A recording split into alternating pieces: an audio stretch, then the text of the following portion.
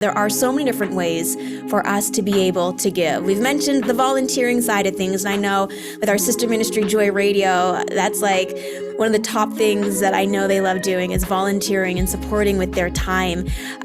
What are some of the things, though, that we can do to be able to give? Because we are, today, Black Friday, we are heading into a Cyber Monday, and then it's a Giving Tuesday, and there's going to be a lot of organizations saying, hey, we exist, look at us, we're here, we could use some help. So what are the different ways that we can give of our time, our money, our efforts? What are your thoughts on this? I mean, I think, I don't know if there's one straight answer. I think you already kind of gave the categories, right? It's like time, gifts, talents, efforts, finances.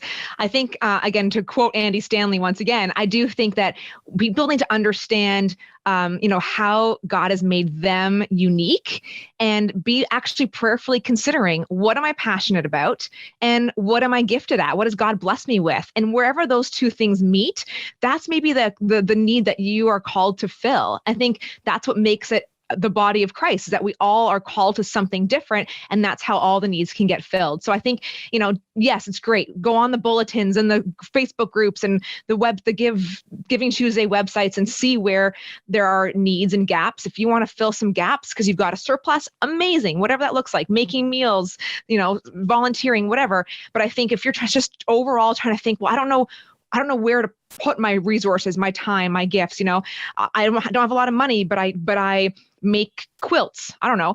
Think about, again, what are you passionate about and what has God gifted you and blessed you with? And wherever those two things intersect, do that, fill that need. I love that. That's great. And Good. I mean, heading into a season of giving, a month of, just people starting to shift the focus. We've got in the US, Thanksgiving, Canada, Canada and the US, Christmas in December. Maybe this is the time before all the asks start rolling in that you take stock of what you have, so that you can then see and be more alerted to those different charities or individuals who have a need that you can fulfill. This just came to me, and I don't know, we're just going to roll with it. It's an undefined thought, but maybe by you over giving or by stepping outside of your boundaries, you're giving in an unhealthy way. You are robbing an opportunity of somebody else to fill that spot. Mm-hmm. I don't know. Very rough. It just kind of came to me. I totally get that mentality, because Lisa TerKeurst has this whole best yes thing, right? And I think it's kind of a very similar thing where it's like, yeah, okay, sure, you can say yes to everything, even though that's not healthy for you. But remember, if you're saying yes to something that's not your best yes, you could be robbing someone of their best yes. And I think that same thing applies to what you just said, Holly. So I don't disagree with that. Yeah. I think there's evidence for that. Another book came to mind. It's called Real by Catherine and Dwayne O'Kane. And they talk about this idea of like over functioning in the context of relationships or community, where we're just doing too much, right? Mm-hmm. We find our sense of self in the doing.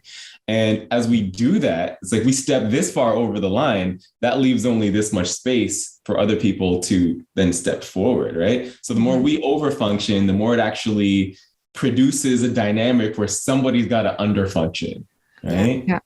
And so I think there's a lot of merit to that. And you talked about earlier about the heart of giving origin, if someone's giving out of anxiety. And I know for people who are high functioning, anxious individuals, you want to do so much and you want to give and you want to give. And it's coming from the anxiety place, not necessarily from a healthy or whole place. And exactly what we've just been talking about. In our anxiety, we are doing too much, and it's now filling up gaps that someone else maybe could have filled up even better because they weren't working from a place of obligation or obligation. Exactly.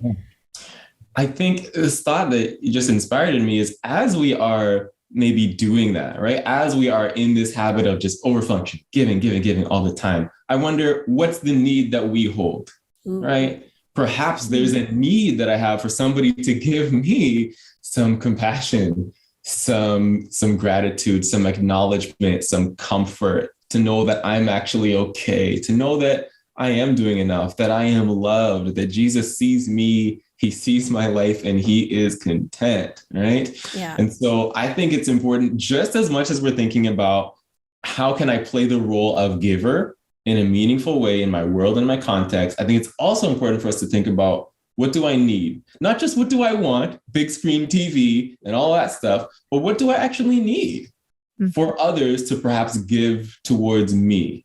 Do I need some comfort? Do I need some connection? Do I need belonging? All right. And then being able to ask for those things as we need it authentically, in the same way as we're ready to give it towards other people. Right. I think that that's a healthy balance as we strive to just be healthily human. That's so good. So deep. And haven't we not learned in the last year and a half that one thing we really do need more of is that connection and that, that time. And, I think, you hit it, Origen. I think that's something that, that we need to consider. And I think the answer has been coming to some people lately more. I feel like commercialism is down, and that's maybe just what I'm seeing. But yeah, I think definitely the last year and a half has been some good time of reflection of what actually is feeding my soul. Yeah. And what is God wanting to give me? Right. Yeah. And I love too the sayings that have emerged, as cliche as they sound. We're in this together, and it's such a great reminder of something that I've always felt like we've slowly been losing, in that sense of community and the sense of my actions do impact others, and we are in this together. And that's not just about you necessarily having to step out to make sure that other people are okay, but it's also, accepting the help if you need it. And that can take humility, and that can be tough, but we are in this together, and not everybody's going to have everything all together all the time. I mean, you can sit on a couch at home and not help, and you know what? God still loves you. His love for you has not changed. So like wherever you are at, because sometimes that's what you need to heal, is just to kind of step back a bit. So Kara, this has been such an incredible season of just reflecting and just taking stock of what is actually important to me. And who knows, maybe this will change the way we approach our work. I'm hearing so many places saying they're doing 4-day work weeks now instead of 5, because people are like, I just want to be with my family, or I'm more productive this way. Like, the status quo has been challenged, and who knows what the new normal will be moving forward. But I do hope and pray that we continue to give in an abundant way, whether it be with time, effort, energy, kindness, your smiles. Yes, smiles are free.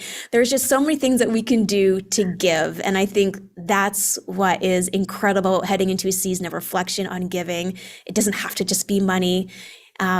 Just take that time to pray about it and take stock.